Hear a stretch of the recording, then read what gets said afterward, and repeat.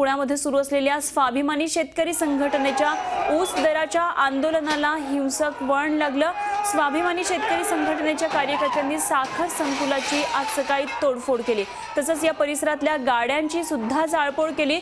पोलिसांनी या बाबतीत आता खासदार राजू शेट्टी यांच्यासह स्वाभिमानी शेतकरी संघटनेच्या अनेक कार्यकर्त्यांना ताब्यात घेतलंय।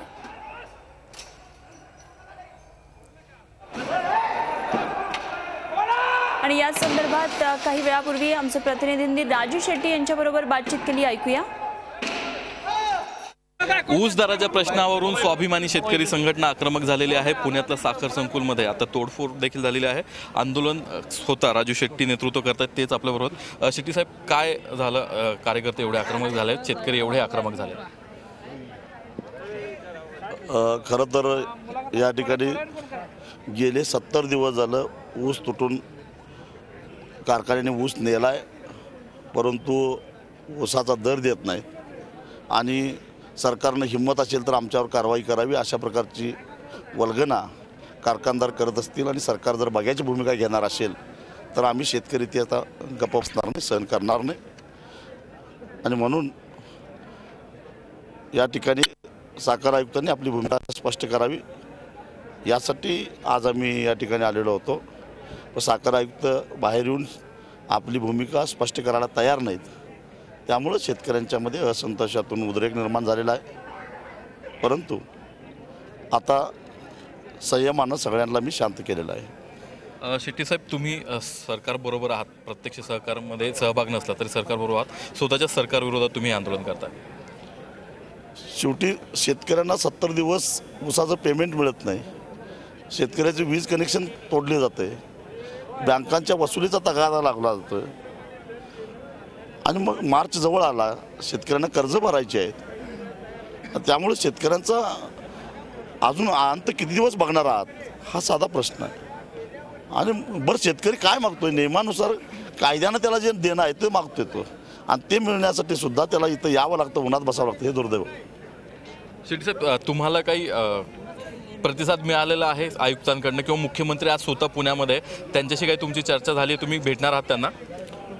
सांगतील ते भूमिका काय आहे ते सांगतील, आता मला माहिती नाही, परंतु दुर्दैव आहे, शेतकऱ्यांना मार खावा लागतो। शेट्टी साहेब, काय आता तुमची मुख्य मागणी असणार आहे आणि ह्या आंदोलनाचं पुढचं स्वरूप कसं असेल?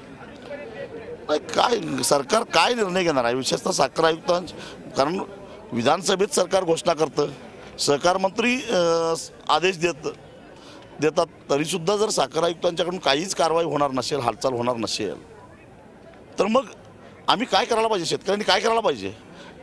याच्याबद्दल काहीतरी स्पष्ट भूमिका स्पष्ट झाल्याशिवाय कसं काय आम्ही इथून जायचं?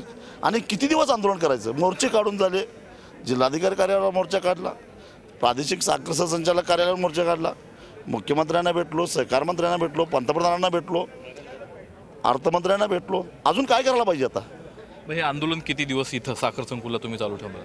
शेतकऱ्याला जोपर्यंत न्याय मिळत नाही तोपर्यंत आंदोलन चालूच ठेवावं लागणार आहे। सरकारला हा तुमचा इशारा आहे ही तोडफोडत ना? आता सरकारनं काय समजायचं ते समजावं। धन्यवाद शेट्टी साहेब। हे होते राजू शेट्टी। आंदोलन इथंच कायम राहणार असल्याचं त्यांनी म्हटलं आहे। व्हिडिओ जर्नलिस्ट नितीन सांडभोरचा, नितीन पाटणकर, झी मीडिया, पुणे। आणि या संदर्भात बोलण्यासाठी सध्या आपल्या संपर्कात आहेत सदाभाऊ खोत, स्वाभिमानी शेतकरी संघटनेचे नेते। सदाभाऊ, आता आपण राजू शेट्टी यांच्याबरोबर बोललो आणि ते म्हटले की आम्ही कोणाकोणाला भेटले, एवढी आंदोलनं केली। तुम्ही खरं तर राष्ट्रवादी काँग्रेसचं सरकार होतं त्या काळात सुद्धा अशीच आंदोलनं केली होती। भाजप तुमचा मित्रपक्ष म्हणतं, जे तुम्हाला मित्रपक्ष म्हणतो, अशा सत्ताधाऱ्यांबरोबर जे तुम्ही मित्र असताना सुद्धा तुम्हाला अशा प्रकारची आंदोलनं करावी लागतात, खंत वाटते तुम्हाला? मुळामध्ये गेली 15 वर्ष आघाडीच्या सरकारनं खऱ्या अर्थानं शेतकऱ्यांचा छळ केलेला होता आणि वेगवेगळ्या आंदोलनामध्ये शेतकऱ्यांना गोळ्या घालून ठार मारलेलं होतं आणि म्हणून शेतकऱ्याने त्यांना कंटाळून खऱ्या अर्थानं सरकार बदललं आणि भाजप प्रणित सरकार आणलं। परंतु यांनी सुद्धा पहिल्यांदा अटका खऱ्या अर्थानं ज्यांनी सहकारामध्ये बँक घोटाळे केले, सहकारी बँका मोडून काढल्या, सहकारी कारखाने मोडून काढले, अशा लोकांना अटका करायला पाहिजे होता. पण ज्याच्या विरोधात आम्ही लढलो ते सलामत आहेत आणि सरकारनं पहिल्यांदा पोलिसांचा बळाचा वापरही आमच्याच विरोधामध्ये केला, याची मोठी आम्हाला खंत वाटत आहे. खरं जर बघितलं तर गेली 3 महिने आम्ही सरकारच्या दारात जाऊन अक्षरशः आमचं सरकार म्हणून आम्ही शेतकऱ्यांच्यासाठी यांच्याकडे भीक मागत आहे, परंतु यांना आमच्यावर चर्चा करायला सुद्धा वेळ नाही. आणि 3-3 महिने शेतकऱ्याला ऊसाचे पैसे मिळत नाही, तरी सुद्धा सहकार मंत्र्यांना शेतकऱ्यांची बैठक बोलवावीशी वाटत नाही. म्हणजे नेमकं आम्ही यांच्या बरोबर आहोत का नाही हाच आता मुळात प्रश्न आम्हाला पडलेला आहे. कारण यांना कारखानदाराची राखण करायची आहे. जर आम्ही यांच्यावर असतो तर यांनी आतापर्यंत आमच्यावर चर्चा केल्या असत्या, परंतु ते सुद्धा आदर्य त्यांनी खऱ्या अर्थानं मोठं मन दाखवलेलं नाही, असं प्रचंड दुःखही आहे मनामध्ये. सदाभाऊ, खरं तर आजचं आंदोलन अत्यंत मोठं आणि खूपच चिघळलं असं म्हणावं लागेल. जे दृश्य आम्ही बघतो आहोत आता त्याच्यावरून तरी दिसतंय. मात्र जर तुम्ही सत्तेमध्ये सहभागी असला असतात, मित्रपक्ष केवळ ही भूमिका नसते आणि सत्तेमध्ये सहभागी असला असता तर काय हे असं आंदोलन झालं असतं? आम्ही सत्तेमध्ये असतो तर निश्चितपणानं शेतकऱ्यांचा प्रश्न गेली 15 वर्ष आम्ही लढत आहोत, त्याच्यातली आम्हाला जाण आहे आणि काय करायला पाहिजे याच्या सूचना निश्चितपणानं आम्ही सरकारला दिल्या असत्या.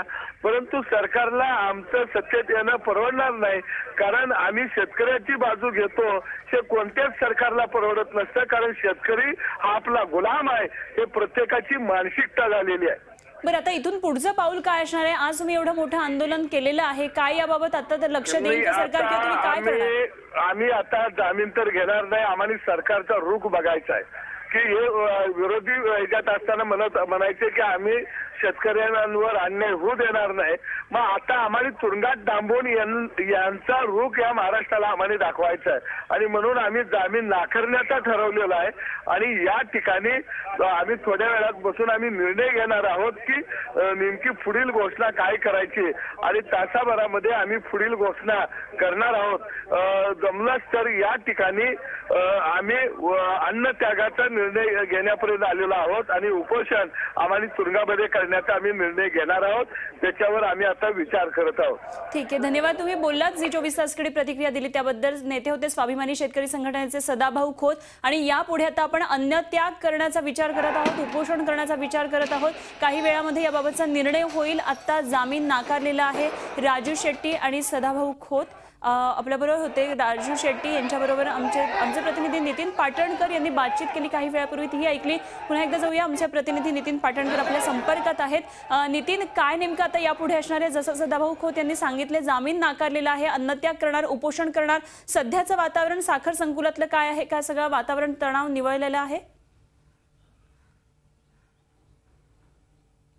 अनुपमा, ही तोडफोड झाल्यानंतर वातावरण शांत झालं होतं. कार्यकर्त्यांना राजू शेट्टी सदाभाऊंनी कंट्रोलमध्ये घेतलं होतं. त्यांनी ठिय्या आंदोलन देखील सुरू केलं होतं.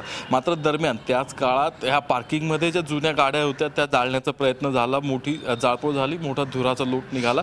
त्यामुळे पोलिसांनी कडक ॲक्शन घेत राजू शेट्टींना आणि सदाभाऊंना ताब्यात घेतलेलं आहे. कुठलीही त्यांची भूमिका ऐकून घेतली नाही किंवा त्यांना या पुढील काळात साखर संकुलमध्ये आंदोलन करण्यास त्यांनी नकार दिला आणि तत्काळ त्यांना ताब्यात घेऊन राजू शेट्टी, सदाभाऊ खोत आणि सर्वच कार्यकर्त्यांना ताब्यात घेऊन त्यांना नेहरू स्टेडियम जे आहे त्या ठिकाणी हलवण्यात आलेलं आहे. नेहरू स्टेडियमला त्यांना ठेवलं जाईल. साधारणतः राजकीय आंदोलकांना संध्याकाळपर्यंत ठेवून त्यांना सोडून दिलं जातं. मात्र पोलीस आता ह्या जाळपोळीनंतर आणि तोडफोडीनंतर काय भूमिका घेतात हे महत्त्वाचं आहे. गुन्हे दाखल करतात, त्यांना अटक करतात की फक्त डिटेन करून म्हणजे ताब्यात घेऊन संध्याकाळी सोडून देतात हे पाहणं महत्त्वाचं आहे. राजू शेट्टीला आणि सदाभाऊंना आपण दोघांचंही म्हणणं ऐकलं तर पोलिसांनी ताब्यात घेतल्यानंतर आणि आता त्यांना कधीपर्यंत ताब्यात ठेवतात, गुन्हे दाखल करतायत, त्यानंतर त्यांची पुढची भूमिका ठरेल असं दिसतंय. कारण सरकारने जर कडक कारवाई केली तर निश्चितच स्वाभिमानी हा जो भाजपचा घटक पक्ष आहे तो निश्चितच दूर जाणार आहे. हे या सगळ्या आंदोलनावरून आणि त्यानंतरच्या कारवाईवरून स्पष्ट दिसतंय. ही कारवाई जर अनुपमा की हे आंदोलन जर अनुपमा आपण पाहिलं तर यात दोन गोष्टी महत्त्वाच्या आहेत. एक तर शेतकऱ्यांचं हित किंवा ऊस दराचा प्रश्न. आत्तापर्यंत स्वाभिमानीची जी आंदोलनं झाली त्या तुलनेत तसं हे आंदोलन एवढं तीव्र नव्हतं किंवा 70 दिवस 3 महिने साधारणतः यांनी वाट पाहिली आणि त्यानंतर आक्रमक पवित्रा घेतलेला आहे. आता ऊसाचा हंगाम जो आहे तो निम्मा संपत आलेला आहे किंवा निम्मा झालेला आहे. त्यानंतर स्वाभिमानी शेतकरी संघटना आक्रमक झालेली आहे. शेतकऱ्यांचा हिताचा किंवा ऊस दराचा हा एक प्रश्न आहे. दुसरी त्याला बाजू आहे की सत्तेतला सहभाग. स्वाभिमानी शेतकरी संघटना असेल किंवा इतर घटक पक्ष असतील त्यांना अजूनही सत्तेत सहभाग मिळालेला नाहीये. तसं काही पावलंही पडताना दिसत नाहीये.